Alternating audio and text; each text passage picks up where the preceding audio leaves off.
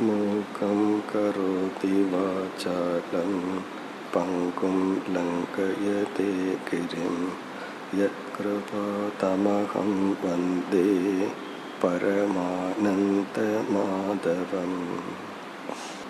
3 குணங்களில் நாம் எந்த குணத்தின் தூண்டுதலால் செயல்பட்டு கொண்டிருக்கின்றோம், சிந்திக்கின்றோம், நம்முடைய உணர்வுகள் வெளிப்படுகின்றன என்று கண்டுகொள்வதை லிங்கம் என்ற தலைப்பில் பார்த்தோம்.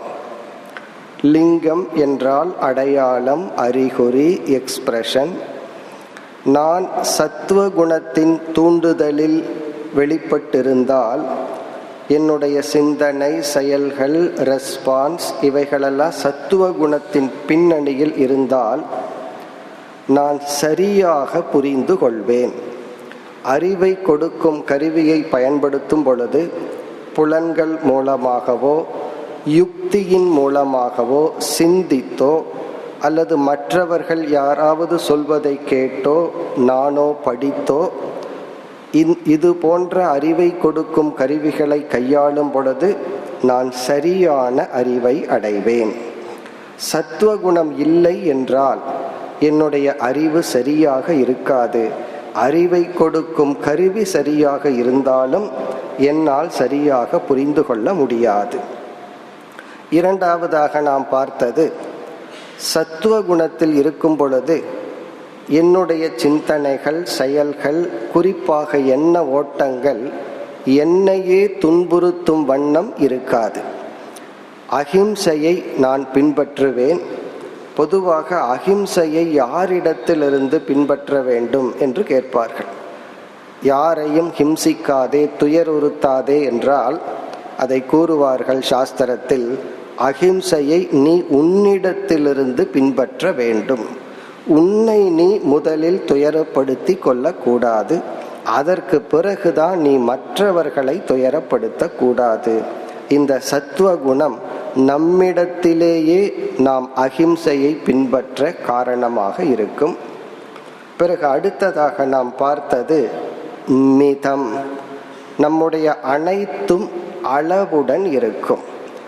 நம்முடைய கடமைகள், நாம் ஓய்வெடுத்தல், உறங்குதல், உணவை உட்கொள்ளுதல், பிறகு மற்றவர்களிடம் உறவை வைத்து கொள்ளுதல், பொருளை சம்பாதித்தல், செலவிடுதல் எல்லாமே ஒரு லிமிட், அளவுடன் இருந்தால் நம்ம சத்துவத்தின் தூண்டுதலில் இருக்கின்றோம் என்று பொருள். எங்கு அளவை மீறுகின்றதோ, அதிகமாக நாம் செயல்படுகின்றோமோ அந்த இடத்துல எல்லாம் நாம் ரஜோகுணத்தின் தூண்டுதலுக்கு சென்று விட்டோம். பிறகு குறைவாக இருந்தால், பற்றாக்குறையுடன் இருந்தால் தமோ குணத்தில் இருக்கின்றோம். இவைகளெல்லாம் அடையாளங்கள். மேலும் இங்கு குணங்களினுடைய லட்சணம், குணங்கள் எப்படியெல்லாம் பந்தப்படுத்தும், இவைகளையெல்லாம் படித்துள்ளோம். இவைகளை எல்லாமே எடுத்து இந்த லிங்கத்தில் நாம் சேர்த்தி கொள்ள வேண்டும். குணங்களுக்கு சொன்ன லட்சணம் நம்மிடம் இருந்தால் சத்துவத்தில் இருக்கிறோம். குணங்கள் எப்படியெல்லாம் நம்மை பந்தப்படுத்தும் என்று பந்த பிரகாரம் அது நம்மிடம் இருந்தால் நாம் சத்துவத்தில் இருக்கின்றோம் என்று சத்துவ குணத்தினுடைய நல்ல அம்சமோ அல்லது பந்தப்படுத்தும் அம்சமோ இவைகளையெல்லாம் இணைத்து நாம் இந்த லிங்கத்துடன் சேர்த்தி கொள்ள வேண்டும். அதே போல ரஜோகுணம், அதே போல தமோ குணம். ரஜோகுணத்தில் தேவைக்கு மேல் நாம் செயல்படுவோம். நம்முடைய ஆரோக்கியத்தை விட்டு அதிகமாக செயல்பட்டு பொருள் கிடைக்குதோ இல்லையோ நம்முடைய செயல் அதிகமாக இருக்கும். அது பேச்சாகலாம், உழைப்பாகலாம், எது வேண்டுமானாலும் இருக்கலாம். தேவைக்கு மேல் நாம் பொறுப்புகளை எடுத்துக்கொண்டு நாம் துயரப்படுத்தி கொள்வோம். தமோ குணத்தில் இந்த இரண்டும் இருக்காது. சரியாகவும் புரிந்து கொள்ள மாட்டோம், செய்ய வேண்டியதையே நாம் முழுமையாக செய்ய மாட்டோம் அல்லது அறவே செய்ய மாட்டோம். பிறகு ரஜோகுணத்தில் சில குணங்களை பகவான் கூறினார். லோபக, ஸ்பிருகா, அசமக, மனச்சஞ்சலம், எப்பொழுது பார்த்தாலும் எதையாவது நினைத்து கொண்டு தேவையற்ற எண்ணங்கள். நமக்கே நல்லா தெரியும் இந்த எண்ண ஓட்டங்கள் அவசியமே இல்லை. அப்படி தெரிந்தும் அந்த எண்ண ஓட்டங்களுக்குள் இருப்பதெல்லாம் ரஜோகுணத்தினுடைய தூண்டுதல். தமோ குணத்திற்கு வந்தால் அப்பிரகாசக அப்பிரவிருத்திகி என்று ரஜோகுணம் சத்துவகுணத்திற்கு எதிராக இருக்கின்ற சில தன்மைகள் எல்லாம் தமோ குணத்தில் உள்ளது. இப்போ இதையும் நம்ம பார்த்து முடித்தோம். அடுத்தது நம்ம அறிமுகப்படுத்தியது பரலோக கதிகி, 6வது தலைப்பு. பரலோக கதிகி என்றால் ஒருவன் எந்த குணத்தில் அதிகமாக இருந்து, ஒருவனுடைய வாழ்நாளில் எந்த குண பிரதானனாக இருந்து இந்த உலகை விடுகின்றானோ, இறந்து போகின்றானோ, அவனுடைய நிலை என்ன, அவனுக்கு என்ன நிலை ஏற்படுகின்றது. இப்போ இதிலிருந்து பகவான் ஞானியை பற்றி பேசவில்லை, 3 குணத்தையும் கடந்தவனை பற்றி நாம் இறுதியில் பார்க்க போகின்றோம். இந்த 3 குணத்தில் இருப்பவன், ஞானத்தை அடையாதவன் இறந்து விட்டால் அவனுக்கு அந்த குணம் கொடுக்கின்ற பலன் என்ன? இங்கு ஒரு விளக்க ஆசிரியர் மிக அழகாக கூறுகின்றார். ஒருவன் இறந்ததற்கு பிறகு அவனுக்கு கிடைக்கின்ற பலன் அவன் எந்த ஆசிரமத்தில் வாழ்ந்தான் என்று அல்ல, அவன் பிரம்மச்சாரியா இருந்து இறந்தானா, இல்லறத்துல இருந்து இறந்தானா, சந்நியாசியா இருந்து இறந்தானான்னு முடிவு செய்யாது. எந்த வர்ணத்தில் இருந்து இறந்தான் அதுவும் முடிவு செய்யாது.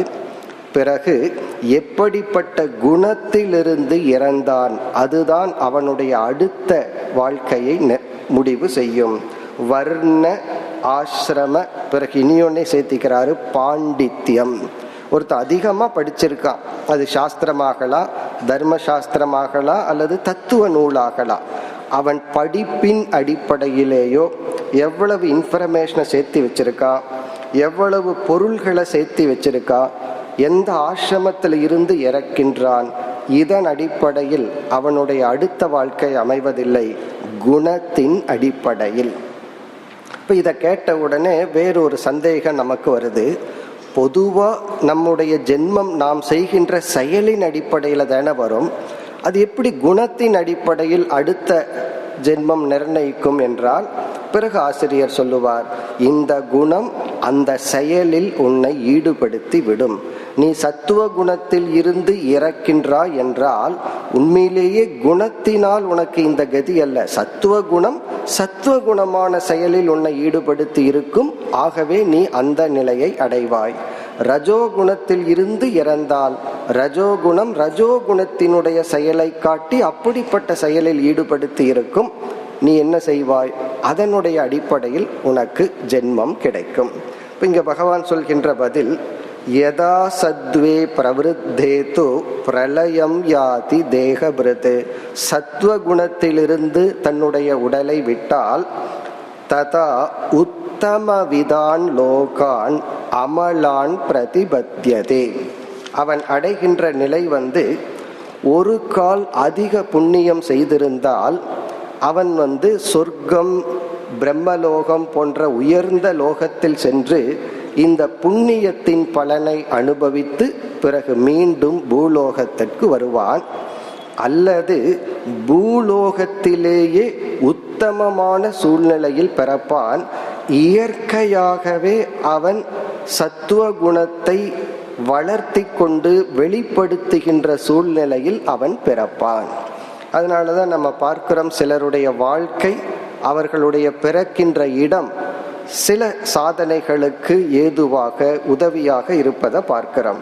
அப்படி இவன் நல்ல நிலையை அடைவான் இறந்ததற்கு பிறகு. பிறகு அடுத்து 15வது ஸ்லோகத்தில் ரஜசி பிரளயம் கத்வா கர்ம சங்கிஷு ஜாயதே.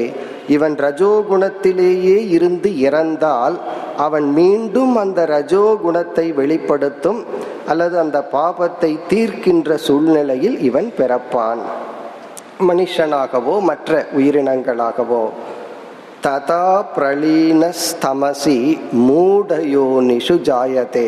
அதே போல் தமோ குணத்தில் இருந்து இறந்தால் அவன் மரம் செடி கொடி போன்ற மிக மிக குறைவான இந்திரியங்கள் உள்ள இயற்கையிலேயே தமோ குணத்தை உடைய சில உடல்களை அவன் எடுப்பான்.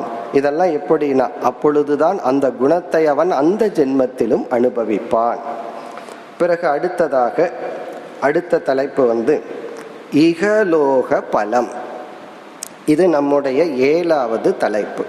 பரலோக பலம் ஒவ்வொரு குணமும் எப்படி இறந்ததற்கு பிறகு ஒருவனை இணைக்கும். இனி இகலோக பலம், ஒவ்வொரு குணமும் இப்பொழுதே நமக்கு எதை கொடுக்கும். உயிரோடு இருக்கும் பொழுது ஒவ்வொரு குணம் என்ன கொடுக்கும்? இது 16, 17 இந்த 2 ஸ்லோகத்தில் கூறுகின்றார். இது ஏற்கனவே சொன்ன கருத்து அப்படியே இங்கு வருகின்றது. சத்துவ குணம் சுகத்தையும் ஞானத்தையும் இந்த லோகத்தில் கொடுக்கும். அதாவது சத்துவ குணத்துல நம்ம இருந்தோம்னா நமக்கு இன்பத்தை கொடுக்கின்ற சூழ்நிலைகள், இன்பத்தை கொடுக்கின்ற மனிதர்கள், இப்படிப்பட்ட சூழ்நிலைகளை நாம் உருவாக்கி விடுவோம். நமக்கு சத்துவ குணம் இருந்தால் சத்துவ குணத்தை சார்ந்தவர்கள் தான், சத்துவ குணமான பொருள்கள் தான் நம்மிடம் அமையும். அதே போல ரஜோகுணம் இருந்தால் அதற்கு தகுந்த சூழ்நிலை நமக்கு உருவாகும். தமோ குணம் இருந்தால் அதற்கு தகுந்த சூழ்நிலையை நாம் உருவாக்கி கொள்வோம். இப்போ வீட்டில் சத்துவ குணத்தோட நம்ம இருந்தால் வீடு எப்படி இருக்கும்? தூய்மையா இருக்கும். ரஜோ குணத்தில் இருந்தால் வீடு எப்படி இருக்கும்? தமோ குணத்தில் இருந்தால் நம்ம வீடு எப்படி இருக்கும்? இந்த வீட்டை உருவாக்கியது யாருன்னா, நம்ம வீட்டில் இருந்து நம்ம வீட்டை எப்படி வச்சிருக்கிறோம், எப்படிப்பட்டவர்கள் வீட்டுக்கு வந்துட்டு போறார்கள், எப்படிப்பட்ட உணவை நாம் சாப்பிடுகின்றோம், எப்படிப்பட்ட உணவு வீட்டில் செய்யப்படுகிறது, இதெல்லாமே என்னன்னா நாம் நம்முடைய குணத்தால் உருவாக்குவது. ஆனால் நம்ம என்ன சொல்லிடுறோம்? இந்த சூழ்நிலை என்னை துயரப்படுத்துகிறதுன்னு சொல்றோம். ஒரு அறிஞர் சொன்னார், சூழ்நிலை உன்னை துயரப்படுத்துவதில்லை, சூழ்நிலை உன்னை காட்டி கொடுக்கின்றது. ஒரு சூழ்நிலை இருந்ததுன்னா அந்த சூழ்நிலை நீ உருவாக்கி உள்ளாய், நீதான் ஒரு சூழ்நிலையை உருவாக்கி உள்ளார். மேலும் ஒரு அறிஞர் மிக நுண்ணியதா சொல்றார், ஒருவர் என்னிடத்துல இந்த மாதிரி பிஹேவ் பண்றார், அது எனக்கு கஷ்டமா இருக்கு அப்படின்னு சொன்னா, உன்னுடைய நடத்தை, உன்னுடைய குணம் அவரை அவ்விதம் உன்னிடம் நடக்க தூண்டியது. அவர் வேறொரு இடத்துல அந்த மாதிரி பிஹேவ் பண்ண மாட்டார். உன்னிடத்துல அப்படி பழகிறார்னா அந்த பிஹேவியரை கிரியேட் பண்ணினது நீதான். ஆகவே அவரை குறை சொல்லாமல் உன்னுடைய குணத்தை, உன்னுடைய நடத்தையை நீ மாற்றினால் அவர் அவருடைய நடத்தையை கண்டிப்பாக மாற்றிக் கொள்வார். இது ஒரு பெரிய கண்டுபிடிப்பு. ஆன்மீகத்தில் கண்டுபிடிக்க வேண்டிய ஒரு பெரிய டிஸ்கவரி என்னவென்றால், என்னிடத்துல யாரெல்லாம், நான் யாரிடத்துல பழகும்போது என்னை ஹர்ட் பண்றாங்களோ, என்னை துயரப்படுத்துகிறார்களோ, அதற்கு அவர்கள் காரணமல்ல, அவ்விதம் மறைமுகமாக அவரை செயல்படுத்த நான் தூண்டுகின்றேன். அதைத்தான் நம்ம பண்ணிட்டு இருப்போம். ஒருவர் கொஞ்சம் கோபம் இருந்ததுன்னா நம்ம எரியாமல் அந்த கோபத்தை தூண்டிவிட்டு அந்த கோபத்தினுடைய பலனை அனுபவித்து கொண்டு இருப்போம். அப்போ இகலோக பலம் என்றால், இந்த உலகத்துல நமக்கு எப்படிப்பட்ட சூழ்நிலைகள் கிடைத்துள்ளதோ, அமைந்துள்ளதோ, அது நம்முடைய குணத்தினுடைய பிரதிபலிப்பு, குணத்தினுடைய வெளிப்பாடு. இதுலேயும் சில விதிவிலக்குகள் உள்ளது. சில சமயங்கள்ல நம்ம முழுமையான சத்துவ குணத்துல இருக்கும் பொழுதும் ரஜோ குணத்தில் உள்ளவர்கள் தமோ குணத்தில் உள்ளவர்களோடு வேறு வழி இல்லாம விவகாரம் செய்ய வேண்டியது வரும். அதை இந்த சத்துவ குணத்தில் இருக்கிறவன் எப்படி பொருள்படுத்துவான்னா, என்னை இறைவன் மீண்டும் சத்துவத்தில் நிலைப்படுத்த இப்படி ஒரு வாய்ப்பு கொடுத்துள்ளான், அப்படி எடுத்துக்குவானே தவிர அவர்களை இவன் வெறுத்தோ அல்லது தலையெழுத்து என்று சொல்லியோ வேதனை படமாட்டான். நம்ம சத்துவ குணத்தோடு இருந்தா எல்லா சத்துவ குண மக்கள் தான் வருவார்கள் இல்லை, பல சமயம் அதற்கு எதிராகவும் இருக்கும். ஆனால் இவன் எப்படி பொருள்படுத்துவான், அதுதான் முக்கியம். அதை இங்கு கூறுகின்றார். கர்மணக சுக்ருதஸ்ய ஆகுகு சாத்விகம் நிர்மலம் பலம்.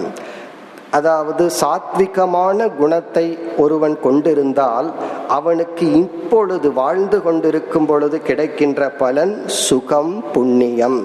அது இங்கு பயன்படுத்துகிற சொல் நிர்மலம் சாத்விகம். அப்படி ஒரு சூழ்நிலை அவனுக்கு கிடைக்கும். ரஜசக பலம் துக்கம். இவன் ரஜோகுணத்தில் இருந்து கொண்டிருந்தால் இவனுடைய சூழ்நிலை இவனுக்கு துயரத்தை தான் கொடுக்கும். இவனுடைய சூழ்நிலைனா இவனுடைய மனசில் ஆரம்பிச்சு இவனுடைய செயல்கள் சூழ்நிலைகள் இவனை துயரப்படுத்தும். அஞ்ஞானம் தமச பலம். அஞ்ஞான தமோ குணத்தினுடைய பலன், இவன் இருளிலேயே தான் இருப்பான். இங்க இருள்ங்கிறது எக்ஸாம்பிளா புரிஞ்சுக்கணும். இருள் என்றால் இவன் எதையும் உணராதவனாக, இந்த கிரவுண்ட் ரியாலிட்டின்னு சொல்லுவார்கள். இங்க என்ன யதார்த்தம் அதை இவன் உணர்ந்து கொள்ள மாட்டான். பிறகு இதே கருத்தை தான் சத்வாத் சஞ்சாயதே ஞானம் பாசிட்டிவா சொல்றார். சத்துவத்திலிருந்து ஞானமும் ரஜோகுணத்திலிருந்து திரும்ப திரும்ப பகவான் சொல்ற வார்த்தை லோபக. இந்த ரஜோகுணம் இருந்ததுன்னா பகிர்ந்து கொள்ளாத மனநிலை நமக்கு வந்துவிடும். பிரமாத மோகம். பிரமாதகன கவனக்குறைவு, மோகன அதிகமான மதிப்பை கொடுத்தல், மதிப்பில்லாத பொருளுக்கு. பிறகு அஞ்ஞானம். இவைகளெல்லாம் தமச பலம், தமோ குணத்தினுடைய பலன். இது நம்முடைய 7வது தலைப்பு. இனி நாம் 8வது தலைப்புக்கு செல்கின்றோம். அது குண அத்தியக. இப்ப இந்த கருத்து 18, 19, 20 இந்த 2 ஸ்லோகங்களில் பகவான் குறிப்பிட்டு பிறகு தன்னுடைய உரையை நிறைவு செய்ய அர்ஜுனன் ஒரு கேள்வியை கேட்க இருக்கின்றார். அதாவது இந்த 3 குணங்களையும் கடந்தவனுடைய இலக்கணம் என்ன? அது ஞானியை பற்றியது. அதற்கான பதிலுடன் இந்த அத்தியாயம் நிறைவு பெறும். இப்ப நம்ம 8வது தலைப்புக்கு செல்கின்றோம். குண அத்தியக, குணத்தை கடத்தல். இப்ப இதுவரைக்கும் நம்ம பார்த்ததுல நமக்கு எந்த அளவுக்கு தெரிஞ்சிருக்கு? குணம் என்பது சத்துவம் ரஜஸ் தமஸ் என்று 3 குணம். அவைகளினுடைய லட்சணங்களை பார்த்தோம். குறிப்பா எப்படி பந்தப்படுத்தும், அதைவிட முக்கியமா அடையாளங்களை, லிங்கங்களை நாம் பார்த்தோம். இப்ப நமக்கு தெரிஞ்சாச்சு. நம்ம மனசையே பார்க்கும் பொழுது, நம்முடைய பிஹேவியரை நாமளே அப்சர்வ் பண்ணும் பொழுது நமக்கு தெரிய வருகிறது, நான் அதிக காலம் இந்த குணத்தின் தூண்டுதலில் இருக்கின்றேன், நான் இந்த சமயத்தில் இந்த குணத்தின் தூண்டுதலில் இருக்கின்றேன். இப்படி நம்ம நம்மை அப்சர்வ் பண்ணி தெரிஞ்சிட்டோம். சில பேர் பார்த்தோம்னா ஒருவரிடத்துல மட்டும் சத்துவ குணத்தில் இருப்பார், மற்றவங்க கிட்ட ரஜோ குணத்தில் இருப்பார். சில பேர்த்துல மட்டும் ரஜோ குணத்தில் இருப்பார். அப்ப நம்ம என்ன புரிஞ்சுக்கணும்? அவர் என் முன்னாடி நின்னா நான் ரஜோ குணமா மாறிடுறேன். ஒருத்தர் என் முன்னாடி நின்னா நான் தமோ குணமா மாறிடுறேன். பிறகு சில பேர் இடத்துல மட்டும் சாத்விகமா இருப்போம். அப்படி சில மனிதர்களிடம் குணமாற்றம் இருக்கும், சில காலங்கள், சில சூழ்நிலைகள், இப்படி இந்த குணமயமாகவே இந்த உலகம் இருக்கின்றது. அதாவது சாஸ்திரத்துல எல்லாத்தையுமே 3 குணமாக பிரிக்கப்பட்டுள்ளது. புராணங்களே சாத்விக புராணம், ராஜச புராணம், தாமச புராணம்னு பிரிக்கப்பட்டிருக்கு. ஏன்னா இந்த தாமசமானவங்களுக்கெல்லாம் சாத்விக புராணம் படிக்க முடியாது. பாகவதம் எல்லாம் சாத்விகமான புராணம், கருட புராணம் போன்றவைகளெல்லாம் என்ன தாமசமான ராஜசமான புராணம். அப்படி எல்லாமே 3ஆக பிரிக்கப்பட்டிருக்கு. உணவில் ஆரம்பித்து பகவானும் அடுத்த அத்தியாயத்தை விட்டு அதற்கு பிறகு வருகின்ற அத்தியாயங்களில் பல தத்துவங்களை எடுத்துக்கொண்டு 3 குணமாகவே பிரிப்பார். ஸ்ரத்தைய 3ஆ பிரிப்பார், பயத்தை பகவான் பிரிப்பார், புத்திய 3ஆக பிரிப்பார். அப்படி எல்லாத்தையும் பகவான் பிரிப்பார். சுகத்தை 3ஆ பிரிப்பார், சாத்விக சுகம், ராஜச சுகம், தாமச சுகம் என்றெல்லாம். இப்ப இந்த அப்சர்வேஷன் பண்ணி நான் எந்த குணத்தின் தூண்டுதலில் இருக்கின்றேன்னு தெரிஞ்சதுக்கு அப்புறம் நம்முடைய அடுத்த லட்சியம் என்ன என்றால், நம்ம என்ன செய்யணும்? சாஸ்திரம் என்ன சொல்கின்றது? நீ தமோ குணத்தில் இருந்தால் நீ தமோ குணத்திலிருந்து ரஜோ குணத்திற்கு உயர வேண்டும். இந்த தமோ குணத்தில் இருக்கிறவனுக்கு ரஜோ குணம் தான் உதவி செய்யும். இந்த தமோ குணத்திலிருந்து விட்டு வெளியே வரணும்னா அவன் எடுத்துக்கொள்ள வேண்டிய இடம் ரஜோ குணம்தான். இந்த தமோ குணத்தில் இருக்கிறவன் சத்துவ குணத்திலிருந்து சில சாதனைகளை எடுத்தால் இந்த சத்துவ குண சாதனைகள் இவனுக்கு உதவி செய்யாது. ஏற்கனவே இவனுக்கு ரொம்ப தூக்கம் வந்துட்டு இருக்கு. இப்ப இவன் இந்த நித்ரையிலிருந்து வெளிவரணும்னு சொல்லி தியானம் பண்ண அமர்ந்தான்னு வச்சுக்குவோமே, அந்த தியானம் இவனுக்கு உதவி செய்யாது. அப்ப தூக்கம் அப்படிங்கிற ஒரு ப்ராப்ளம் இருந்துச்சுன்னா இவன் அதற்கு எடுத்துக்கிற சொல்யூஷன் ரஜோகுணத்திலிருந்து தான் எடுத்துக்கொள்ள வேண்டும். பிறகு ரஜோகுணத்தில் இருக்கிறவன் சத்துவ குணத்தின் உள்ள சில சாதனைகளை எடுத்துத்தான் சத்துவ குணத்திற்கு செல்ல வேண்டும். இப்படி நம்ம பார்க்கிற தலைப்பு ஒரு குணத்திலிருந்து எப்படி அடுத்த குணத்திற்கு செல்லுதல். இதுல ஒரு குணத்திலிருந்து அடுத்த குணத்துக்கு செல்லுதல்னா நேர் வழியா சொல்றேன், தலைகீழா அல்ல. நான் ரஜோ குணத்தில் இருக்கிற எப்படி தமோ குணத்துக்கு வருவதுன்னு அல்ல, நான் கீழிருந்து எப்படி மேலே செல்லுதல். இந்த பகுதியை நம்ம 2 மேஜர் ஹெட்டிங்கா பிரிச்சிடறோம். ஒன்று தமோ குணத்திலிருந்து சத்துவ குணத்துக்கு பயணம் செய்தல், அது ஒரு ரூட், ஒரு மெத்தட். பிறகு இரண்டாவது சத்துவ குணத்திலிருந்து அதையும் கடந்து செல்லுதல், அதுதான் நம்முடைய கடைசி தலைப்பு. அர்ஜுனனுடைய கேள்வியும் பகவானுடைய பதிலும். சத்துவ குணத்திலிருந்து எப்படி அந்த குணத்தையும் கடந்து செல்லுதல், குணாதீதன் ஆகுதல். இப்ப முதல் தமசிலிருந்து எப்படி சத்துவத்திற்கு செல்லுதல்.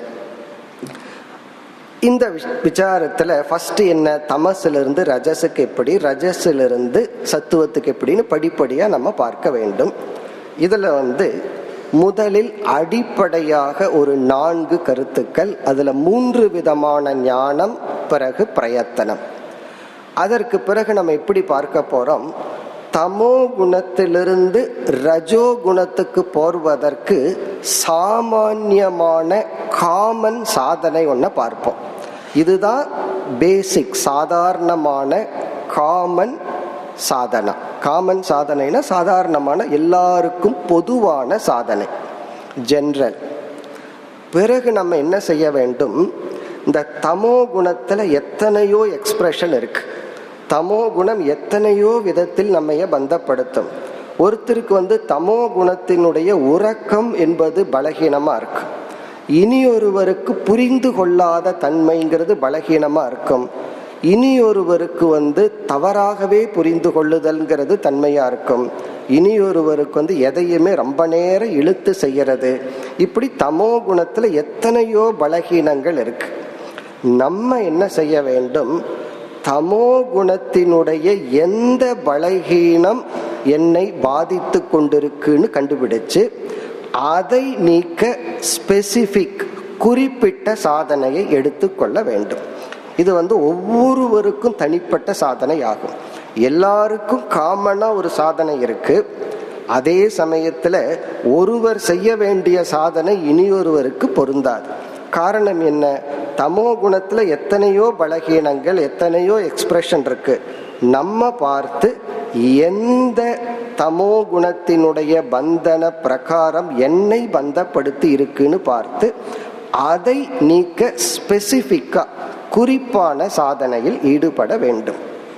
இந்த யோகாசனமே இதே பிரின்சிபல் தானே நம்ம பண்றோம். ஜெனரல் ஹெல்த்துக்கு சில யோகாசனங்கள் எல்லாம் இருக்கு, அதாவது உடல் பொதுவான ஆரோக்கியத்திற்கு. பிறகு என்ன பண்றோம், யாருக்கு என்ன ஸ்பெசிபிக் குறிப்பிட்ட ப்ராப்ளம் இருக்கோ அதற்கு குறிப்பிட்ட ஆசனம் இருக்கு. ஒருவருக்கு என்ன ப்ராப்ளம் இருக்கோ, என்ன ஆசனத்தை செய்யறாரோ அந்த பிரச்சனையிலிருந்து வெளிவருவதற்கு வேற ஒருத்தர் அதை செய்ய மாட்டார், செய்ய வேண்டிய அவசியம் கிடையாது. எப்படி யோகாசனத்தை நம்ம 2ஆ பயன்படுத்துறோம், பொதுவான ஆரோக்கியத்துக்கு ஆசனத்தை பயன்படுத்துறோம், குறிப்பிட்ட பிராபலத்துக்கு பயன்படுத்துறோம், அதே போலதான் குண விஷயத்திலும். இனி நம்ம தமோ குணத்திலிருந்து ரஜோ குணத்திற்கு பயணம் செய்ய வேண்டும் என்றால், அடுத்த குணத்துக்கு முன்னேற வேண்டும் என்றால் சாமான்யமான சாதனை என்ன, ஜெனரல் பொதுவான சாதனை என்ன என்றால், அந்த இடத்துலதான் சாஸ்திரம் அறிமுகப்படுத்துவது கர்ம யோக. இந்த கர்ம யோகம்ங்கிற சாதனை தான் நம்மை தமோ குணத்திலிருந்து ரஜோ குணத்திற்கு எடுத்து செல்லும். இந்த கர்ம யோகத்துல நம்ம என்னென்னலாம் பேசுறோம், உன்னுடைய கடமையை செய்ய வேண்டும். அங்க சாஸ்திரம் நம்மை கர்த்தாவாக ஆக்கும். நீ எப்படிப்பட்ட கர்த்தாவா இருக்கணும்னு டிஃபைன் பண்ணி நம்மை சும்மா இருக்க வைக்காது, நம்மை செயல்படுத்தும்.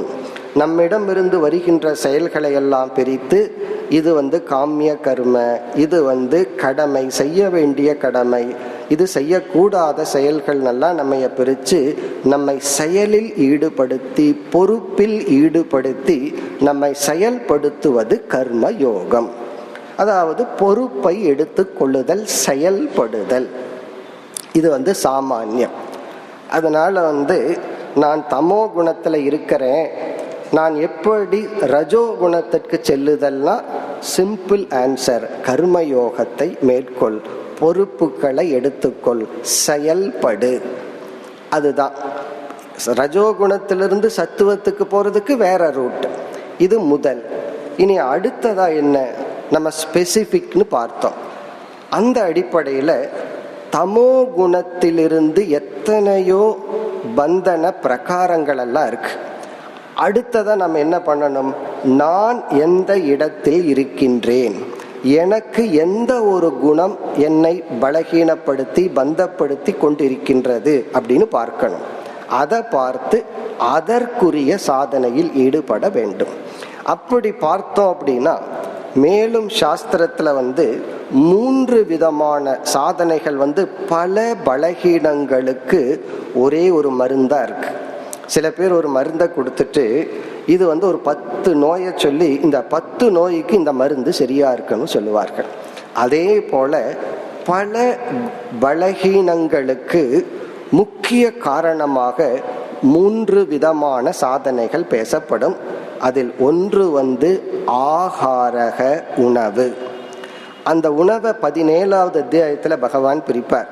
இதெல்லாம் சாத்விகமான உணவு. இந்த உணவு உன்னுடைய சத்துவ குணத்தை தூண்டும்.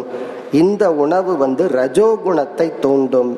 இந்த உணவு தமோ குணத்தை தூண்டும். அப்ப அந்த உணவு சாந்தோக்கிய உபனிஷத்துல நாம் சாப்பிட்ற உணவை 3ஆக பிரித்து, அதாவது மிக மிக ஸ்தூலமாக இருப்பது வெளித்தள்ளப்படுகின்றது. பிறகு கொஞ்சம் கிராஸா இருக்கிறதெல்லாம் என்ன ஆகுது, உடல் சதை எலும்பாக மாறுகிறது. அந்த உணவினுடைய சூக்ஷ்மமான அம்சம் நம்முடைய மனதாக மாறுகின்றது என்று சாஸ்திரம் சொல்லியிருக்கு. இப்போ நம்ம சாப்பிட்ற உணவினுடைய ஒரு அம்சம், அதனுடைய செட்டில் அம்சம் என்ன ஆகுது, நம்ம மைண்டாக கன்வெர்ட் ஆகுதான். ஆகவே உணவு மிக மிக முக்கியம். பல உணவுகள் நம்ம தமோ குணத்தில் வச்சிருக்கும். அந்த உணவுல ஒழுக்கத்தை கொண்டு வருவது இது பலவிதமான தமோ குண நோய்களுக்கு ஒரே ஒரு மருந்து. ஆனால் இதுதான் கஷ்டம். இதை தவிர வேற ஏதாவது சொல்லுங்கன்னு சில பேர்த்துக்கு சொல்ல தோணும். கடைசியில் சாப்பாட்டிலேயே கை வைக்கிறீங்களான்னு சொல்லுவார்கள். இந்த வேதாந்தத்தில் இது ஒன்று தான் கஷ்டம். எங்கே நம்ம ரொம்ப பிடிச்சிருக்கிறோமோ கரெக்டாக வேதாந்தம் அங்கே தான் அட்டாக் பண்ணும். உணவு உணவு அப்படிங்கிறது இந்த உடலுக்கு கொடுப்பது. பிறகு இரண்டாவது தமக, 5 புலன்கள் வழியாக மனதிற்கு நாம் கொடுக்கின்ற விஷயங்கள். நீ எதை பார்க்கிற, எதை படிக்கிற, யாருடன் பழகுகின்றாய், யாருடன் பழகுகின்றாய்ங்கிறது அடுத்தது. 5 புலன்கள் வழியாக நீ எப்படிப்பட்ட உணவை மனதிற்கு கொடுக்கின்றாய். நீ படிக்கிறது, பார்க்கிறது, பேசுறது, இதெல்லாம் இதைத்தான் தமக. அதனாலதான் வேதாந்த சாஸ்திரத்துல தமக புலனடக்கம், இந்திரிய கட்டுப்பாடு ஒரு முக்கிய சாதனையாக சொல்லப்படுகிறது. சங்கரர் ஒரு வேதாந்த மாணவனுக்கு மிக முக்கியமான குணமாக சொல்லுவது தமக, புலனடக்கம். இது மாணவனுக்கு மட்டுமல்ல, ஒருத்தன் ஞானத்தையே அடைஞ்சிட்டான், அந்த ஞானத்துல அவன் நிஷ்டை அடையும்னாலும் கூட தமகன்னு சொல்லி ஸ்திதப்பிரக்ஞ லட்சணத்துல சொன்னார். எப்படி ஆமையானது ஒரு பகைவன் வரும்பொழுது தன்னுடைய உறுப்புகளை உள்ள மறைச்சுக்குதோ, அதுபோல இன்பத்தையும் மோகத்தையும் தூண்டுகின்ற பொருள்களிலிருந்து உன்னை விலக்கி கொள்ள வேண்டும். அப்பொழுதுதான் உனக்கு ஒரு சக்தி கிடைக்கும். அந்த சக்தி தான் ஞானத்தில் உன்னை நிலைப்படுத்தும். இந்த தமகங்கிறதும் காமன். தமக அப்படின்னு சொன்னா புலன்களுக்கு ஒரு அரெஸ்ட் பண்ணி பொருள்களை அனுப்புதல். ஆகாரம்னு சொன்னா உடலுக்கு எந்த உணவு உகந்ததோ அதை கொடுத்தல். இதுலயும் எந்த உணவுன்னு சொன்னா அளவா சாப்பிட்டா சத்துவம், அதிகமா சாப்பிட்டா ரஜஸ், இந்த தமசும் அதிகமா சாப்பிட்றது, அந்த இடத்துல குறைவுங்கிற லாஜிக் வராது. அதிகமா சாப்பிட்டாலும் தமோ குணம்தான். எப்படிப்பட்ட உணவு, எப்படி சாப்பிட்றோம், இதெல்லாம் காமன். இது ஸ்பெசிபிக்கா எத்தனையோ தோஷங்களுக்கு வரும். பிறகு நம்ம மறுபடியும் கண்டுபிடிக்கணும். நம்ம உதாரணத்துக்கு தான் இங்க 1 2 பார்க்கிறோம். அதற்கு பிறகு இதை நம்ம சீக்ரெட்டா வச்சுட்டு யாருக்கிட்டையும் சொல்ல வேண்டாம், எனக்கு என்ன தமோ குணம் வெளிப்பட்டு இருக்கு அப்படின்னு சொல்லி நாமளே கண்டுபிடிச்சு அதற்கு ஆன்டிடியூட் என்ன, அதற்கு எதிராக நான் என்ன செய்யணும் அப்படின்னு நம்ம தான் இதை முடிவு பண்ணணும்.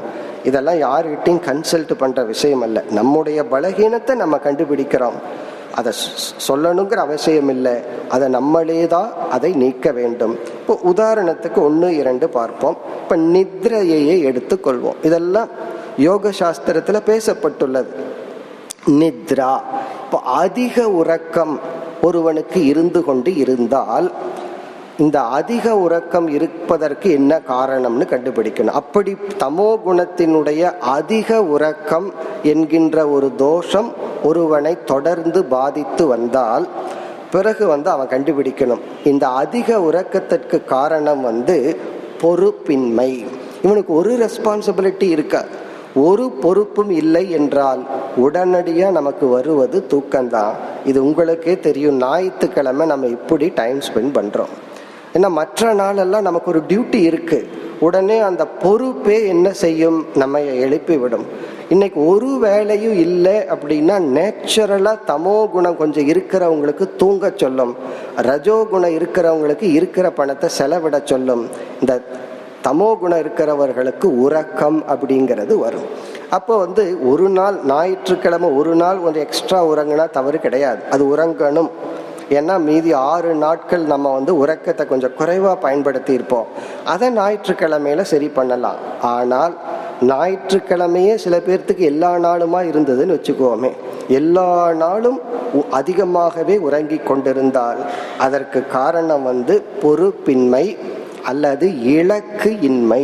இது ஒரு யோக சாஸ்திரத்துல ஒரு ஆசிரியர் சொல்றார், உனக்கு லட்சியம் இல்லாததுனாலதான்.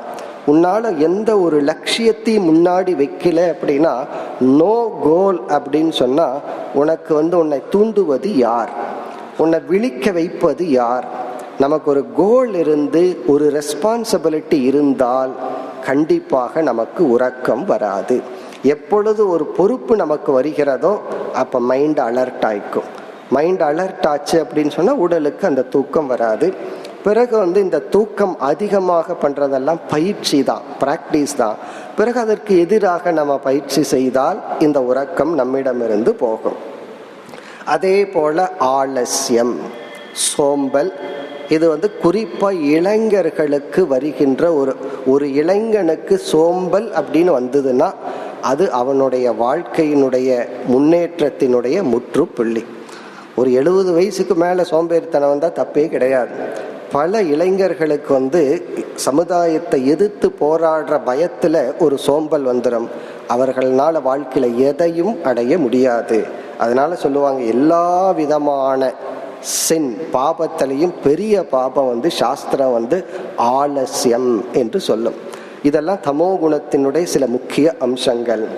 பிறகு பிரமாதக, கேர்லெஸ்னஸ், கவனக்குறைவு. இந்த கவனக்குறைவாகவே நாம் இருந்து கொண்டு வந்தால் இதை நம்ம எப்படி நீக்கிறது அப்படின்னு சொன்னா, நாம் ஏன் கவனக்குறைவா இருக்கிறோம் அப்படின்னா, விளைவை பார்க்காத மனம். இந்த ரிசல்ட் என்ன ஆகும், இதனுடைய விளைவு என்ன ஆகும்னு மனது பார்க்கவில்லை. அப்ப அந்த விளைவை பார்த்து பழக வேண்டும். இப்படி பல உபாயங்கள் உள்ளது. யாருக்கு எப்படிப்பட்ட தமோ குணம் வெளிப்பட்டு அவர்களுடைய முன்னேற்றத்திற்கு தடையா இருக்கோ அவர்கள் அப்படிப்பட்ட சாதனையில் ஈடுபட்டு அந்த குணத்திலிருந்து வெளிவர வேண்டும். சாமான்யமாக ஜென்ரலா கர்ம யோகம். எனக்கு பணம் சம்பாதிக்கிறதுக்கு ஆசை இல்லை, ரிட்டையர்ட் ஆகிக்கிறேன், எனக்கு ஒன்றும் வேண்டாம், எனக்கு நிவிருத்தி தான், சந்நியாசம்தான் அப்படிங்கிற லாஜிக்கெல்லாம் கொண்டு வரக்கூடாது. சந்நியாசம்ங்கிறது சத்துவத்திலிருந்து வரணுமே தவிர தமோ குணத்திலிருந்து வரக்கூடாது. பிறகு இறுதியாக தமோ குணத்திலிருந்து வருகின்ற மிக முக்கியமான ஒரு தோஷம் புத்தியில் புரிந்து கொள்ளாத தன்மை. சூழ்நிலைகளை மற்றவர்கள் நம்மிடம் நடந்து கொள்ளும் பொழுது எந்த ஆட்டிடியூடில் இப்படி நடக்கிறார்கள், என்ன பேசுகிறார்கள்ங்கிறத பார்க்கக்கூடாது, அவர்கள் எந்த பாவனையில் இப்படி நடந்து கொள்கிறார்கள், இதை கண்டுபிடிக்கிறது சத்துவ குணம், இதை மிஸ் பண்றது தமோ குணம். ஒருவர் எந்த உள் உணர்வுடன் நம்மிடம் பழகுகிறார்கள், இதை நம்ம கண்டுபிடிச்சிட்டோம்னா வீட்டில் நம்ம ரகலை பண்ணுறதுக்கு வாய்ப்பே இருக்காது. இல்லை என்றால் எந்த ஒரு ரிலேஷன்ஷிப்புமே ஸ்மூத்தாக நமக்கு போகாது. காரணம் என்னவென்றால் இந்த செயல் என்னைக்குமே தப்பாக பொருள்படுத்த வாய்ப்பு இருக்கு. ஒருவர் சொன்னார், தன்னுடைய மனைவி அண்ணன் வீட்டுக்கோ யாரோ வீட்டுக்கு அடிக்கடி போய் வரும் பொழுது இவர் கேட்டுட்டே இருந்தாரா, எங்கே போகிற, எதுக்கு வர்ற, என்ன பண்ணுற அப்படி. உடனே அவங்களுக்கு கோபம் வந்துடுது, எனக்குன்னு ஒரு ஸ்பேஸ் இல்லையா, என் இஷ்டத்துக்கு நான் போவேன் வருவேன், சும்மா எதற்கு கேட்கிறீர்கள். இவர் உண்மையிலேயே அக்கறைக்காக கேட்டார், பாதுகாப்பாக போயிட்டு வந்தியா, என்ன நடந்தது. ஆனால் அவர்கள் புரிந்தது ஏதோ எனக்கு ஒரு ஃப்ரீடம் கொடுக்காம குழந்தை மாதிரின்னு சொல்லி. பிறகு இதனால் என்ன பண்ணார், கேட்கறத விட்டுட்டார். வீட்டிலிருந்து வெளியே ஒரு வார்த்தையும் பேசுறதில்ல. பிறகு என்ன புலம்பல் வந்துச்சுன்னா, ஒரு அக்கறையும் கிடையாது, நான் எவ்வளோ இடத்துக்கு போயிட்டு வந்திருக்கேன், சும்மா இருக்கார், இப்போ என்னதான் பண்ண முடியும். எங்கே போயிட்டு வந்தீன்னு கேட்டால் எனக்கு ஃப்ரீடம் இல்லை, என்னை கண்ட்ரோல் செய்கிறீர்கள். சரி, கேட்கவில்லை என்றால் என்னை கண்டுக்கிறது இல்லை. இப்படி இது ஒரு எக்ஸாம்பிள் தான். இப்படி நம்ம ஹியூமன் ரிலேஷன்ஸில் நமக்கு வர்ற ப்ராப்ளமே அந்த ரிலேஷன்ஷிப்பை ஒழுங்காக புரிஞ்சுக்காதது தான். நம்ம நமக்கு தமோ குணம் இருந்தால் இப்படித்தான் பொருள்படுத்தும்.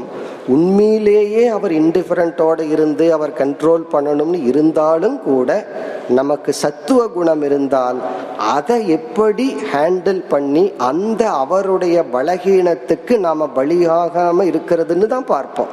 அவரை குறை சொல்லி தன்னை குறை சொல்றதை விட, எனக்கு இப்படி ஒரு சூழ்நிலைன்னு குறை சொல்றதை விட, அந்த ஒருவருடைய பலகீனத்துக்கு நாம் எப்படி பலியாக கூடாது என்று சிந்திப்போம்.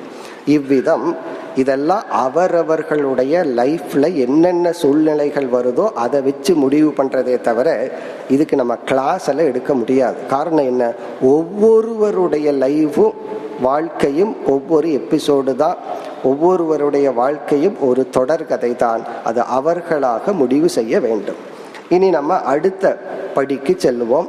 இப்ப தமோ குணத்தை வச்சு நம்ம என்ன பார்த்தோம், பொறுப்புகளை எடுத்தல், கர்மயோகத்தில் ஈடுபடுதல், வேலையே இல்லைன்னா சர்வீஸ் பண்றது, யாருக்காவது போய் ஏதாவது சர்வீஸ் பண்றது, சோ தட் இவனுடைய அந்த தமோ குணத்திலிருந்து இவன் மேல வருவான்.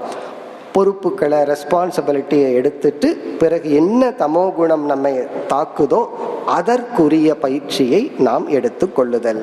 இனி ரஜோகுணத்துக்கு வருவோம்.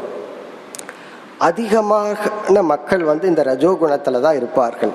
இந்த தமோ குணமும் சத்துவ குணமும் கொஞ்சம் குறைவான பர்சன்டேஜ் தான். தமோ குணத்தில் இருக்கிறவர்கள் கொஞ்சம் குறைவு, சத்துவ குணத்தில் இருக்கிறவர்களும் அதே போலதான். ஆனா இந்த ரெண்டுக்கும் பார்க்கறதுக்கு ஒரே மாதிரி தான் இருக்கும். சத்துவ குணத்தில் இருப்பவர்கள்னாலேயும் 3 மணி நேரம் பேசாம உட்கார்ந்து இருக்க முடியும். தமோ குணத்தில் இருக்கிறவங்க ஒரு ரூம்ல பேசாம 3 மணி நேரம் இருக்க முடியும். பார்க்கறதுக்கு ஒரே மாதிரி, ஆனா முற்றிலும் வேறான நிலையில் இருப்பார்கள். இந்த ரஜோகுணத்தில் இருக்கிற மனிதர்கள் தான் மிக மிக அதிகம். இந்த ரஜோகுணத்தையே சாஸ்திரம் பல ஆங்கிள் பிரிக்கும். இந்த ரஜஸ் பேக்டு பை சத்துவம் அல்லது பேக்டு பை தமஸ் இப்படியெல்லாம் இருக்கு, அல்லது பேக்டு பை ரஜசா. இந்த ரஜோகுணத்துல ரஜோகுணம், ரஜோகுணத்துல சத்துவம், ரஜோகுணத்துல தமஸ்னெல்லாம் இந்த வேதாந்தத்தில் இப்படி பல விதத்தில் பிரிப்பார்கள். இந்த ரஜோகுணத்தில் இருப்பவர்களுக்கு என்ன உபாயம், இந்த ரஜோகுணத்திலிருந்து எப்படி சத்துவ குணத்திற்கு செல்லுதல்? இங்க உபாயம் உபாசனம். அங்க கர்மயோகம், இங்கு உபாசனம். உபாசனம் என்றால் இவர்கள் ஏற்கனவே ரஜோகுணத்திலிருந்து உடல் ரீதியாக ஓவரா எக்ஸ்பிரஸ் பண்ணிட்டு இருக்காங்க. அங்க போறது, இங்க போறது, பொறுப்பை எடுத்துக்கிறது, அலைவது அப்படின்னு சொல்லி. அவர்களுக்கு எகெயின் ஏற்கனவே ரஜோகுணத்தில் இருக்கிறவங்ககிட்ட போய் கிரிவலவான்னா சந்தோஷமா இருக்கும், கிரி மேலே ஏறிட்டு வான்னு சொன்னா சந்தோஷமா இருக்கும். அப்ப அவங்களை என்ன பண்ணணும் அப்படின்னா, உடலை அமைதிப்படுத்தி வாக்க பெருசாக்கணும். அதாவது சொல் ரூபமான தவத்தில் அவர்களை ஈடுபடுத்தணும். பிறகு உபாசனை என்றால் ஒரு விதமான தியானம்.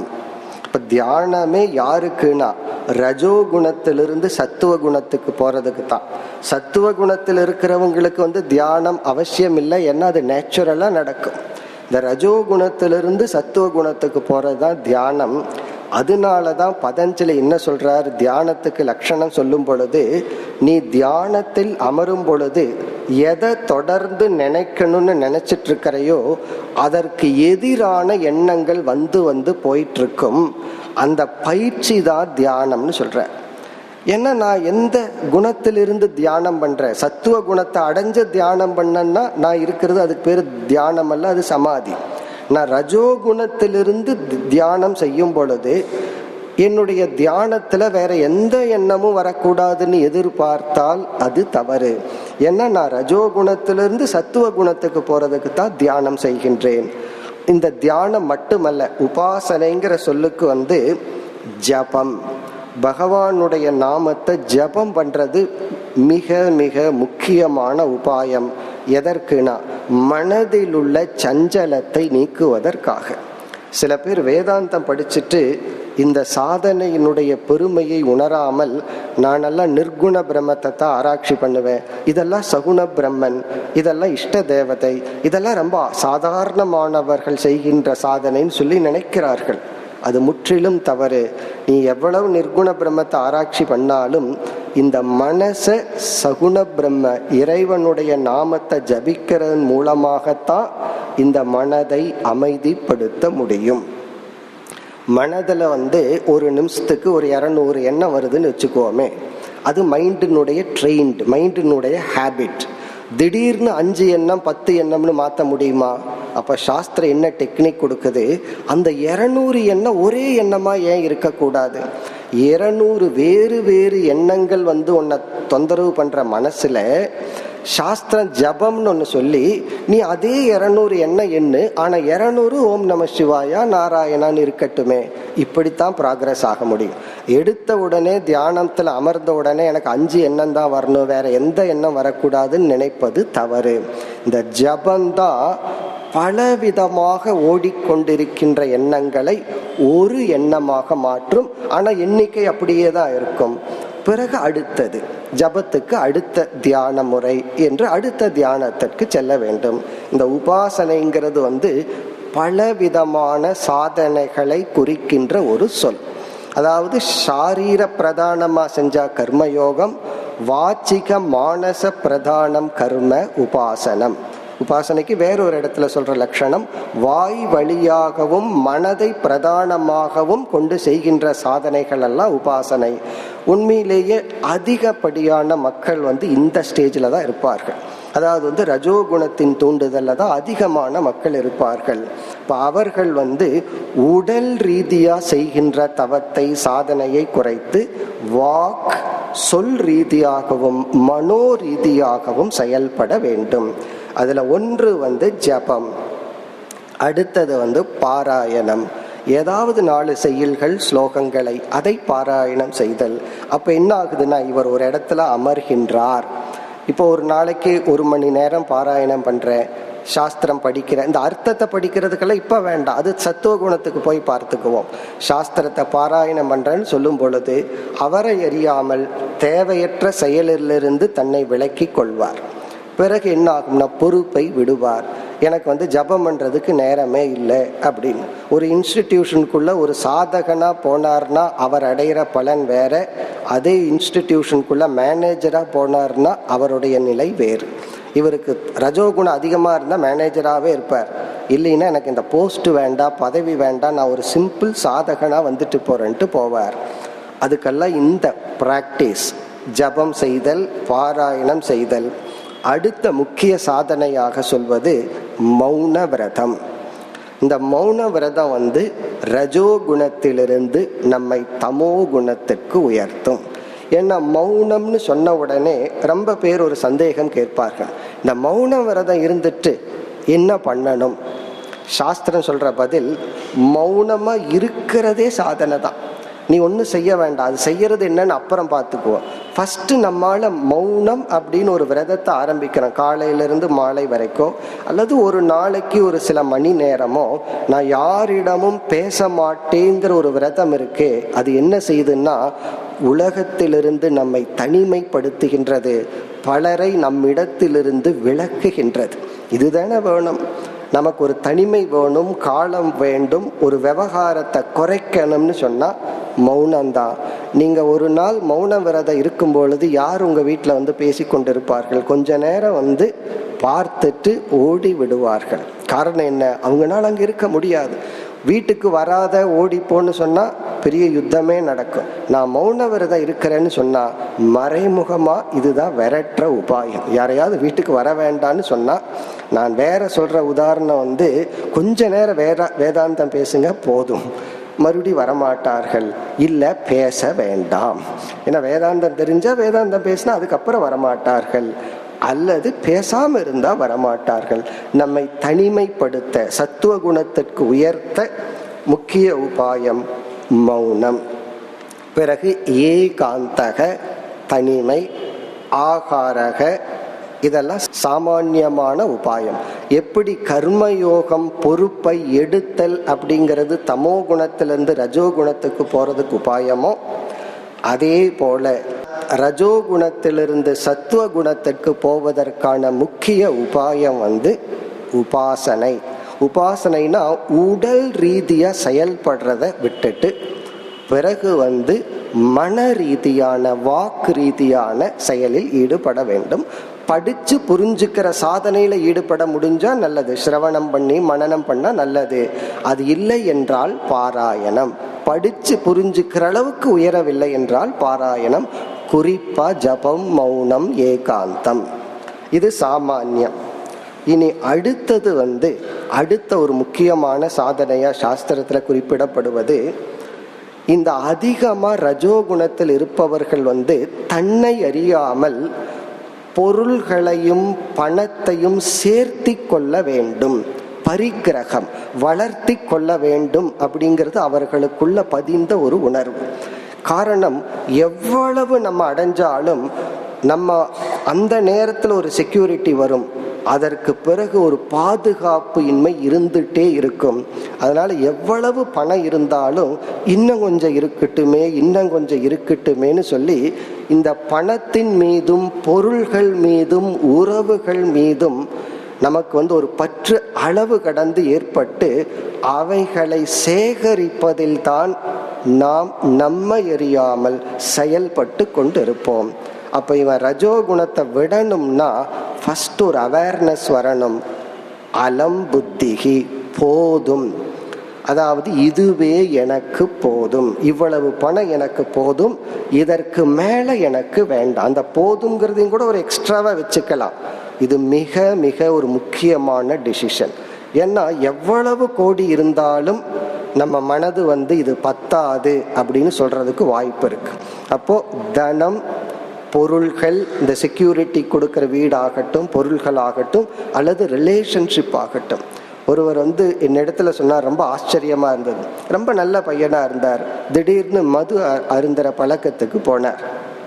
கேட்டதுக்கு அவர் சொன்ன காரணம், அதாவது நான் அந்த இடத்துக்கு போனாதான் எனக்கு ரிலேஷன்ஷிப் கிடைக்கும், அந்த உறவுகள் தான் ஒரு செக்யூரிட்டி என்னுடைய பிஸ்னஸுக்கும் இதுக்கும். ஆகவே நான் வேற வழி இல்லாம அவர்களோட கம்பெனி கொடுத்து இந்த பழக்கத்தை நான் ஆரம்பித்து விட்டேன்னு வருத்தப்பட்டுட்டு சொல்றேன். எனக்கு புத்தி இல்லை, இந்த பழக்கத்தை நான் பண்ணிட்டு, அதுக்கு அவருக்கு புத்தி கொடுத்த ரீசன் என்னன்னா, எனக்கு இந்த சர்க்கிள் தேவைப்படுது, அங்க போய் நான் இந்த பழக்கத்தோட இருந்தா தான் நான் இதை மெயின்டைன் பண்ண முடியும். இது என்னன்னா, இது ராங் ஜட்ஜ்மெண்ட். அதாவது இருக்கிற பணம் போதாது, இருக்கிற உறவுகள் போதாது அப்படின்னு தன்னை அறியாமல் யோசிச்சு செஞ்சிருக்க மாட்டார். தன்னை அறியாமல் அந்த எண்ணத்துல தான் செயல்பட்டு கொண்டே இருத்தல், ஏர்ன் பண்ணிட்டே இருக்கிறது. எத்தனை வயசுலனா 70 வயசாச்சு. இவர் அந்த சாவியை விடாம கேஷ் கவுண்டர்லயே உட்கார்ந்துட்டு இருப்பார். என்ன பிரயோஜனம்? எதற்காக? நம்ம ஒரு மிஷினா மாறுறோம். இந்த இடத்துல ஒரு முக்கியமான அவேர்னஸ் வரணும். அலம் புத்திஹி, சாஸ்திரம் சொல்ற கருத்து அலம் புத்தி, போதும் என்கின்ற மனநிலை. எனக்கு இனி போதும். இந்த போதும்னு என்னைக்கு வருதோ அப்பதான் நம்ம அதை என்ஜாய் பண்ண முடியும். அதுக்கப்புறம் நம்ம சம்பாரிச்சதை அனுபவிக்க முடியும். அந்த போதுங்கிற புத்தி வந்தா தான் ரெஸ்பான்சிபிலிட்டியை விடுவோம். அதற்கு அடுத்தது இந்த பவர் இருக்கே, ஒரு இடத்துல மேனேஜராகவோ அல்லது ஒரு போஸ்ட் இருக்கே, அதுல நம்ம மகிழ்ந்து பழகி இருப்போம். அது ஒரு செக்யூரிட்டியை நமக்கு கொடுக்கும். மற்றவர்கள் கொடுக்கிற மரியாதையை அனுபவிச்சு பழகி இருப்போம். அதை தியாகம் செய்து பழக வேண்டும். அந்த பவர், ஒருவர் ஒரு இன்ஸ்டிடியூஷனுக்கு போய் எத்தனையோ பணத்தை கொடுத்துட்டு பிறகு சொன்னார், எனக்கு இந்த போஸ்ட் கொடுங்க, அதாவது எக்ஸிக்யூட்டிவ் போஸ்ட் கொடுங்க. எதற்குன்னா இந்த பணத்தை கொடுத்து போஸ்ட் வாங்கிறது. இது தனக்கு ஒரு செக்யூரிட்டியை கொடுப்பதாக நினைக்கின்றோம். ஏற்கனவே இவர் பிஸ்னஸ்ல கஷ்டப்பட்டுட்டு இருக்கார், நேரம் இல்லை, மறுபடியும் ஒரு எக்ஸ்ட்ரா ரெஸ்பான்சிபிலிட்டி. இதையெல்லாம் நம்ம தீர்க்கணும். பவர் வேண்டாம், பணம் போதும், இருக்கிறது போதும். எவ்வளவு சாப்பிட்டாலும் எப்படி அனுபவிச்சாலும் இவர்னால தீர்க்க முடியாது. இருந்தாலும் பலரை நம்ம பார்க்கிறோம் சேர்த்து கொண்டே இருப்பது தோஷம். இப்போ இந்த ஒரு அவேர்னஸ், அலம்புத்தி. இனி அடுத்ததாக பதஞ்சலி சொல்ற ஒரு உபாயம்தான் பிரதிபக்ஷ பாவனா. பிரதிபக்ஷ பாவனா என்றால் ரஜோகுணத்தினுடைய எந்த குணங்கள் எனக்கு அதிகமாக இருக்கிறதுன்னு பார்க்கணும். நம்ம ஒரு உதாரணத்துக்கு தான் சில லிஸ்ட்டை பார்க்க போறோம்.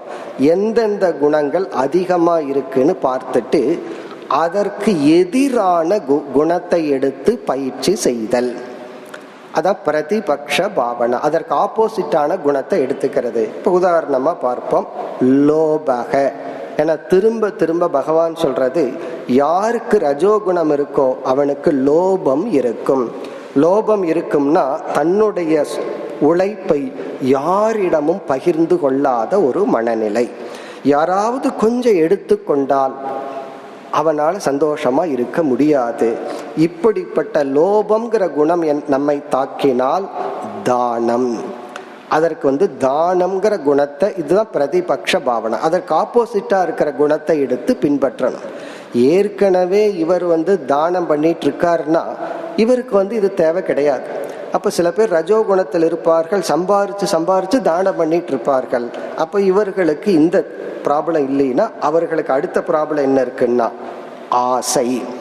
நான் சம்பாரிச்சு எல்லாத்தையும் அனுபவிக்கணுங்கிற காமக. அதற்கு வைராகியம். அந்த ஆசை அதிகமானால் வைராகியம்ங்கிற குணத்தை எடுத்துக்கொள்ள வேண்டும். குரோதக, இந்த ரஜோகுணத்தினுடைய இனி ஒரு எக்ஸ்பிரஷன் கோபம். இந்த கோபம்ங்கிறது ஒருத்தருக்கு அதிகமாக இருந்தால், இப்போ ஒருத்தர் சொல்றாரு எனக்கு லோபமோ ஆசையோ அதிகமா இல்லை, இந்த கோபம்தான் அதிகமா வருது. இப்ப ரஜோகுணத்தினுடைய ஒரு எக்ஸ்பிரஷனான கோபம்தான் என்ன அதிகம் தாக்குகிறது என்றால், அந்த கோபத்தை சாந்தம், அந்த கோபத்தை நீக்கிறதுக்கு என்ன உபாயமோ அதை இவர் செய்தா போதும். அதே போல விக்ஷேபக, தேவையில்லாத எண்ணங்கள் ஓடிக்கொண்டே இருந்தால், சில அனுபவங்கள்னாலேயோ இல்லை சில சூழ்நிலைகள்னாலேயோ விக்ஷேபக, அப்பொழுதுதான் ஜபம். ஏன்னா அந்த இடத்துல முழுமையாக எந்த எண்ணமும் வராமல் சாந்தமா இருக்கணும்னா முடியாது. வேகமா மனது ஓடிக்கொண்டிருக்கும் பொழுது இனி ஒரு எண்ண ஓட்டத்தை வேகமாக விட்டு அந்த எண்ணங்களிலிருந்து விடுதலை அடைய வேண்டும். இப்படி ரஜோகுணத்துக்கு என்னென்ன வெளிப்பாடுகள் இருக்கோ, எந்த வெளிப்பாடு என்னை அதிகமாக தாக்குகிறதோ அந்த வெளிப்பாட்டுக்கு எதிரான குணத்தை எடுத்து பின்பற்றுதல். இப்படி சில காலங்கள், சில பேர் சொல்லுவார்கள் சில ஜென்மங்கள் பின்பற்றினால் நமக்கு ஒரு பாசிபிலிட்டி இருக்கா, என்ன, சத்துவ குணத்திற்கு செல்லுதல். அப்ப சத்துவ குண பிரதானனாக நம்மை மாற்றி அமைத்தல். சத்துவ குணத்துக்கு சென்ற அங்க நம்ம எப்படி இருப்போம், சரியாக புரிந்து கொண்டு என்னையும் மற்றவர்களையும் ஹிம்சைப்படுத்தாமல், என்னால எனக்கு உபத்திரம் கிடையாது, என்னால மற்றவர்களுக்கு இருக்காது, பிறகு எல்லாத்திலையும் நம்மால பேலன்ஸ்டா இருக்க முடியும். இதுவே ஒரு பேர் ஆனந்தத்தை கொடுக்கும். இப்படி வாழ்ற வாழ்க்கையே மிக அமைதியான மகிழ்ச்சியான ஒரு வாழ்க்கை. ஆனால் இதுவும் லட்சியம் அல்ல. இது நல்லா இருக்கும். இந்த வாழ்க்கைக்கே அடிமையாகிவிட்டால் அப்பொழுதுதான் சத்துவத்தினுடைய தோஷம்னு சொல்றது. நம்ம சத்துவத்தினுடைய தோஷத்தை சத்துவ குணத்துக்கு கொஞ்ச நாளைக்கு அப்புறம் தான் பார்க்கணும். சத்துவத்துக்கே வராமல் இருக்கும் பொழுது சத்துவ குணத்தில் இருக்கிற குறைய பத்தி நம்ம பேச வேண்டாம். இப்படி சத்துவ குணத்திற்கு வந்தவர்கள் ஆத்ம ஞானத்தினால் இந்த சத்துவ குணத்தையும் கடந்து செல்ல வேண்டும். இந்த 2 ஸ்லோகத்துல பகவான் ஆத்ம ஞானத்தை கொடுத்து, அதாவது சுருக்கமா சொல்றார், நான் இந்த உடல், 3 உடல், பிறகு மனம், புத்தி போன்றவைகளுக்கு அப்பாற்பட்டவன் என்ற ஒரு சகுண நிர்குண விவேகத்தை சுருக்கமாக குறிப்பிட்டு, இந்த ஞானத்தினால் இவன் குணாதீதனாவான், சத்துவத்தையும் கடப்பான். அப்ப சத்துவ குணத்திலிருந்து அதையும் கடந்து செல்லுதல் என்றால் ஞானத்தின் மூலமாக, ஞானத்தின் மூலமாக, ஆத்ம ஞானத்தின் மூலமாக. இதை ஞான யோகம் என்று நம்ம சொல்லலாம். ஞான யோகம்னா, ஞான யோகம் பண்றதுக்கே சத்துவ குணம் வேணும். அந்த சத்துவ குணம் இருந்தா தான் சிரவணம் மனனம் போன்றதெல்லாம் செய்ய முடியும். பிறகு இங்கு ஒரு விதமான தியானம், நிதித்தியாசனம் என்கின்ற தியானம். அந்த நிதித்தியாசனம்ங்கிற தியானத்தின் மூலமாக நான் இந்த உடல் அல்ல, நான் ஆத்மஸ்வரூபம் என்று கண்டுகொள்ள வேண்டும். இப்ப இந்த இடத்துல ஒரே ஒரு கருத்தை மட்டும் நம்ம பார்ப்போம். இந்த சகுண நிர்குண விவேகம் என்னவென்றால், இந்த மனதில் இருக்கிற ஞானம், மனதில் இருக்கிற பிரவிற்த்தி ரஜோகுணம், பிறகு மனதில் இருக்கிற தமோ குணம், இந்த 3 குணங்களும் ஜடமான மனதை சார்ந்தது. நான் இந்த 3 குணத்தையும் பிரகாசப்படுத்துகின்ற சைத்தன்ய சொரூபமான ஆத்மா. இந்த கர்த்தா யார் அப்படின்னா, மனதில் இருக்கிற அந்தந்த குணங்கள் தான் கர்த்தா. சாத்விக கர்த்தா சாத்விக கர்மத்தை செய்யறான், ராஜச கர்த்தா ராஜச கர்மத்தை செய்யறான், தாமச கர்த்தா தாமச கர்மத்தை செய்யறான். நான் சாட்சி, இந்த அனைத்தையும் பிரகாசப்படுத்துபவன். நாண்யம் குணேபிய கர்த்தாரம் அப்படின்னு சொல்றார். யார் இந்த குணந்தான் கர்த்தா, நான் கர்த்தா அல்ல, நான் குணத்திற்கு அப்பாற்பட்டவன் என்ற ஒரு ஆத்ம ஞானத்தை அடைந்து அதில் நிலை பெறும் பொழுது இவன் குணத்தை கடந்தவன் ஆகின்றான். பிறகு இந்த ஸ்லோகத்துல பகவான் ஞான பலனையும் சொல்றார். அவர்கள் மத் பாவம் அதிகச்சதி, என்னையே அடைகின்றார்கள், பிறப்பதில்லை இறப்பதில்லை துயரப்படுவதில்லைன்னு முக்தனுடைய லட்சணத்தை சொல்லி முடிக்கின்றார். உடனே அடுத்த ஸ்லோகத்தில் அர்ஜுனன், இந்த 20வது ஸ்லோகத்துடன் பகவான் பேசி முடிக்க அர்ஜுனனுடைய ஒரு கேள்வி வருகிறது. நீங்க சொன்னபடி தமோ குணத்திலிருந்து பயணம் செய்து சத்துவ குணத்தையும் கடந்தவனுடைய லட்சணம் எப்படி இருக்கும், அவனுடைய நடத்தை எப்படி இருக்கும்? பிறகு மீண்டும் கேட்கின்றான், எப்படி இவன் கடந்தான், இந்த நிலைக்கு எப்படி வந்தான்? அந்த கேள்விக்கான பதிலுடன் இந்த அத்தியாயம் நிறைவு பெறும். நாளை அக்கருத்தை பார்ப்போம்.